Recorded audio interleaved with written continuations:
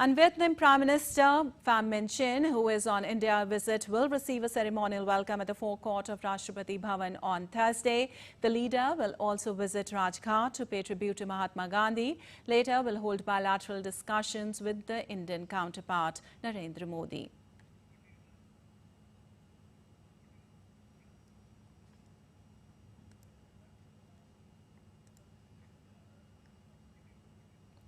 The visiting leader has emphasized the long-standing friendship between Vietnam and India, dating back to 2000 years. On Wednesday, addressing India-Vietnam Joint Forum, he called for stronger economic cooperation between Vietnam and India, setting an ambitious target of $20 billion in bilateral trade.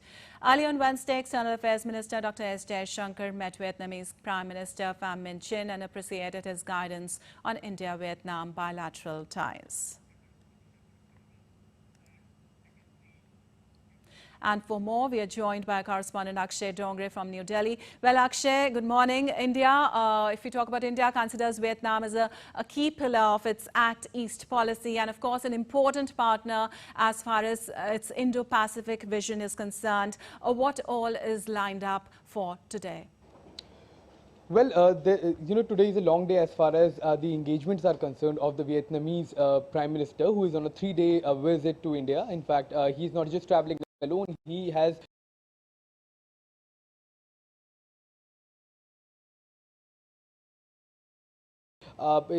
brought a delegation of ministers, of business leaders, of other leaders from Vietnam to India on this visit with him. And as far as today's day is concerned, Pham Minh Chinh, the Vietnamese Prime Minister, is going to get a ceremonial reception at the Rashtrapati Bhavan, that is the presidential palace in New Delhi. He will also go to Rajghat and pay his obeisance to father of India, Mahatma Gandhi. And in fact, he will be meeting Prime Minister Narendra Modi as well today, where both the leaders will be discussing their bilateral relations and will have, in fact, a bilateral engagement as well.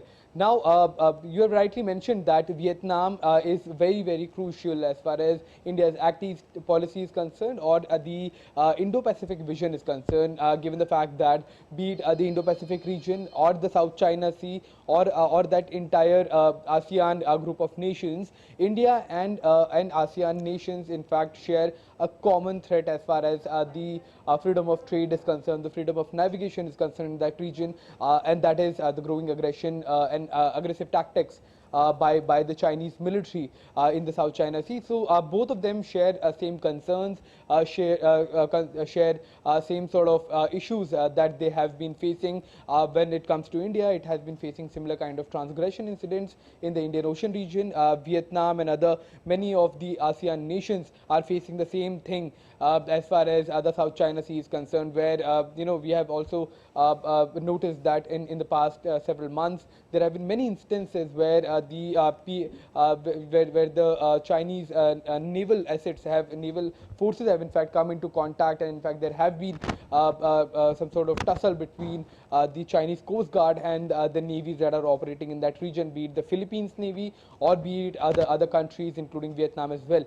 So that remains a key concern for both the countries, and taking the relationship further to a strategic level is going to be beneficial for both the countries, and that seems to be the reason why there is an uptaking as far as the closeness of ties between India and Vietnam are concerned. Back to you, Lipakshi.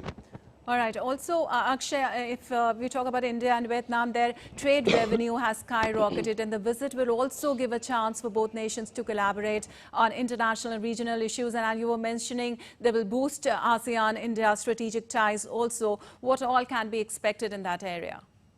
There are certain key technologies in terms of manufacturing, because both India and Vietnam are in fact perceived as two of the manufacturing hubs in the Asian continent. In fact, after India, it is Vietnam where a lot of manufacturing industry has been moving to, coming in from China, given the fact that Chinese manufacturing costs have been skyrocketing for the past several years, and the manufacturers have been trying to find alternatives, and these alternatives have been India, on some instances it has also been Bangladesh, and in Vietnam as well. So both of these countries have, they share a same sort of destiny as far as their ambitions to become manufacturing hubs are concerned. So in that regard, both of them can collaborate. Both India and Vietnam can collaborate. Tourism is a key sector. We are seeing an uptick in Indian tourists now going to Vietnam. Vice versa, Vietnamese tourists are coming to India as well. So that is one of the shared agenda that the countries may discuss today when the meeting takes place, along with other technologies, including green technologies and transition to green sources of energy. Right. Right. Thank you, Akshay, so much.